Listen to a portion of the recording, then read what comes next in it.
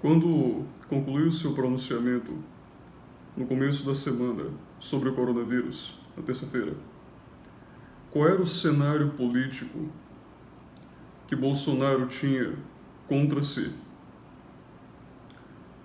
Além dos adversários que ele entende, seus antagonistas habituais, imprensa, Congresso, STF. Além disso, manifestação popular, um panelaço, independente de se discutir qual a intensidade que houvesse ou não, mas manifestações populares. E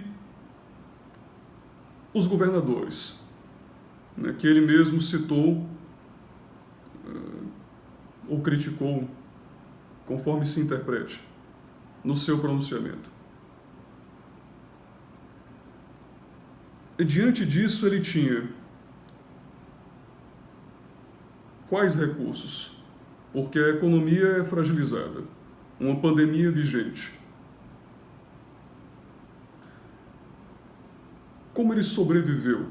Como ele se sobrepôs, mais até, aos seus adversários no caminho da semana, no movimento da semana? Como ele se sobrepôs? Como ele os derrotou? Como ele os contornou, os neutralizou e os contornou efetivamente no decorrer da atividade política da semana?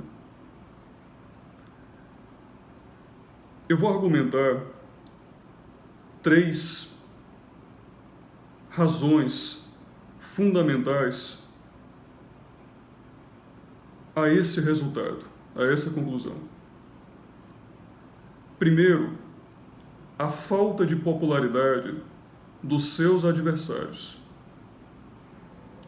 Independente de se discutir o quão popular seja ele, Bolsonaro, é indubitável que ele é uma figura com alguma popularidade, se principalmente posto com relação, paralelo, a qualquer um desses mesmos adversários que eu citei, e ele frequentemente assim os cita como adversários.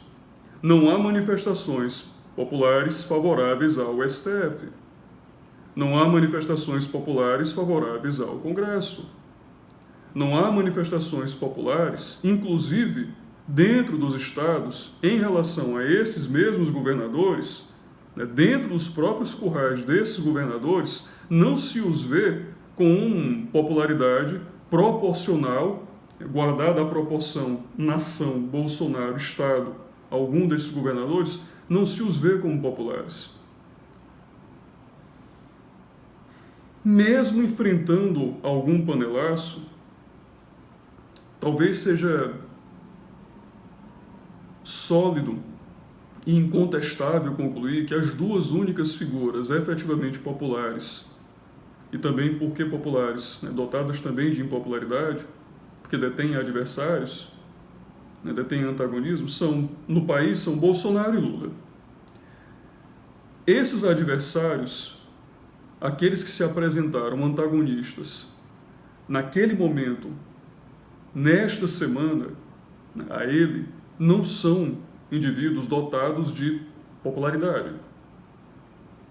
Isso os fragiliza, sem dúvida alguma, no seu pleito, em alguma candidatura de se sobrevaler politicamente a Bolsonaro, de dominá-lo politicamente, de peitá-lo politicamente, para que fique indubitavelmente explícito. A ausência de popularidade é um elemento grave, mas a segunda razão, ela me parece ainda mais relevante. Nenhuma dessas figuras tem uma articulação minimamente comparável em vigor com a presença que Bolsonaro tem nas Forças Armadas. Em um país completamente desarmado, de população completamente desarmada, com a justiça dessa hipérbole, porque efetivamente esse é o caso do Brasil, é uma população desarmada. E talvez seja possível até argumentar que mesmo em um país armado é inviável realizar qualquer golpe, qualquer sobrevalência política, né, ante um adversário, é impossível se dizer detentor do poder sem controlar a força. Sem controlar a força. E os adversários que Bolsonaro tinha durante essa semana não são providos de força. Pelo contrário. Vamos, por exemplo, vamos pincelar aqui os governadores. Grande parte deles foram emparedados pelas suas próprias polícias militares. Muitos deles foram emparedados pelas próprias polícias militares. Que sinal isso lhe envia? Que sinal isso lhe envia? Se muitos desses governadores não conseguem controlar a estrutura de força dos seus próprios estados, qual é a capacidade de imponência que eles detêm para antagonizar alguém com profundas raízes dentro das Forças Armadas como Bolsonaro? Congresso é um adversário? Imprensa é um adversário? Sim, mas sempre foram tomados por Bolsonaro como adversário. Quem realmente é o adversário novo? Que ele, inclusive, o próprio Bolsonaro fez questão de citar, como mencionei no discurso, os governadores. E isto me leva àquela que me parece ser a principal razão do fracasso do movimento político nessa semana contra o presidente, contra Bolsonaro. A principal razão, me parece, é a falta de liderança. A falta de culhões para liderar, não só porque sejam indivíduos fracos, como eu mencionei, mas a falta também de ímpeto, né, de visceralidade, de sangue no olho. Falta coragem. Falta coragem. E nesse aspecto, a reunião, para compreender essa razão, a reunião que Bolsonaro teve com os governadores na quarta-feira, eu a entendo fundamental. Eu a entendo fundamental. Se você observar certo momento dessa reunião, o governador de São Paulo, que era um daqueles potenciais candidatos a se constituir um porta-voz, não é? Um líder entre os governadores. Então era muito simples. Muito simples. Se os governadores houvessem constituído um líder entre si, por si só esse sujeito, mesmo que desprovido de potencial militar, né? Mesmo que ele fosse enfraquecido, né? Como mencionei na segunda razão, mesmo assim ele teria uma prevalência política impossível de ser ignorada, porque ele poderia tranquilamente reunir esses caudilhos todos com uma certa frequência, reunir as medidas dos secretários de saúde e efetivamente atuar como se fosse um governo paralelo do país. E seria difícil impedi-lo se os governadores, aí é que está o ponto, se os governadores estivessem dispostos a se constituir em uma liderança como essa. A pergunta é, eles estavam dispostos? Bom, quem foi que pagou para ver? O Bolsonaro. Então não se pode criticar isto na conduta dele. Quando acordou de manhã, na quarta-feira, ele tinha um conjunto imenso de forças contra si. A facilidade com que ele poderia ter recebido um processo aberto de impeachment, né, ou alguma liderança entre esses governos, entre esses governadores, se organizado, se articulado, havia muitas variáveis.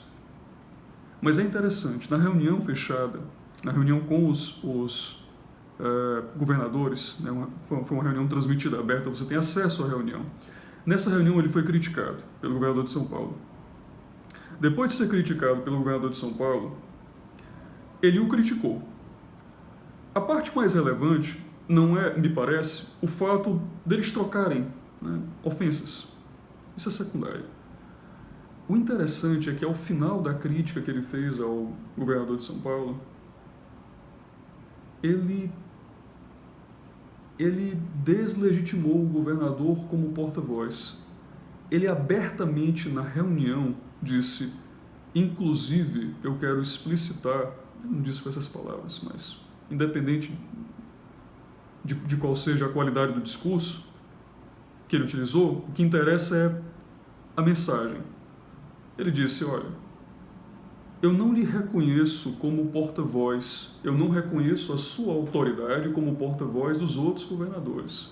A não ser que os outros governadores o reconheçam como tal, eu não vou lhe tratar como porta-voz deles. Eu não aceito isso.